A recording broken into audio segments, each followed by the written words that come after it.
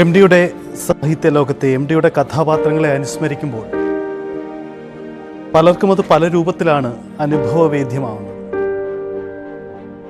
രണ്ടാമൂഴത്തിലെ ഭീമനായെങ്കിലും നാലുകെട്ടിലെ അപ്പുണ്ണിയാണെങ്കിലും ഓരോ തരത്തിൽ സമാന്തര വിപ്ലവം നയിക്കുന്ന നിശബ്ദ കഥാപാത്രങ്ങളായിരുന്നു.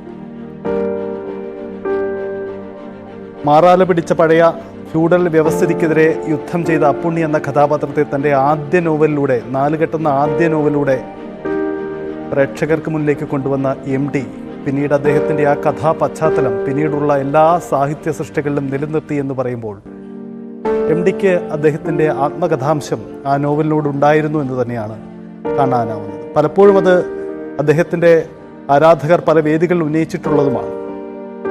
എം ഡി വിടവാങ്ങുമ്പോൾ നമുക്ക് അവശേഷിക്കുന്നത് അതാണ്. എം ഡിയെ ഓർത്തെടുക്കുന്ന എല്ലാവർക്കും എം ഡി ആരായിരുന്നു, എം ഡി അവശേഷിപ്പിച്ചു പോകുന്നത് എന്ത് എന്നത് കൃത്യമായി നിർവചിക്കാൻ, അത് പറയാൻ പോലും കഴിയാത്ത അവസ്ഥയാണ്. ഒരുപക്ഷെ സമീപകാലത്ത് ഇത്തരം ഒരു വിയോഗം ഇത്ര വലിയ വിടവുണ്ടാക്കി അനുസ്മരണം പോലും സാധ്യമല്ലാത്ത അവസ്ഥയുണ്ടാക്കുന്ന സാഹചര്യം ഉണ്ടായിട്ടില്ല സമീപകാലത്ത്.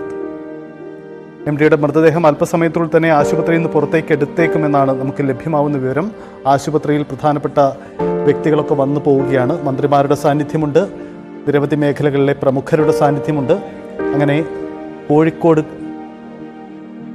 സാഹിത്യ ലോകമായ കോഴിക്കോട് എം ഡിക്ക് വിട ചൊല്ലുകയാണ്. സംസ്കാര ചടങ്ങുകൾ എങ്ങനെയാവും, പൊതുദർശന ചടങ്ങുകൾ ഉണ്ടാകുമോ, ഇക്കാര്യങ്ങളിലൊക്കെ അല്പം കൂടി വ്യക്തത വരുത്തേണ്ടതുണ്ട്. കുടുംബത്തോട് അദ്ദേഹം പങ്കുവെച്ച ആഗ്രഹപ്രകാരം തീരുമാനം നടപ്പിലാവുകയാണെങ്കിൽ പൊതുദർശന ചടങ്ങുകൾ ഉണ്ടാവില്ല. സിതാര എന്ന പേരുള്ള തൻ്റെ ആദ്യ മകളുടെ, മൂത്ത മകളുടെ പേരിട്ടിരിക്കുന്ന സിതാര എന്ന വീട്ടിലേക്ക് എം ഡി മടങ്ങിയെത്തും. അദ്ദേഹത്തിൻ്റെ പ്രിയപ്പെട്ടവർക്ക് അദ്ദേഹത്തെ അവിടെ എത്തി കാണാം. അതായിരിക്കാം ഒരുപക്ഷെ ഒരുക്കുന്ന സൗകര്യം.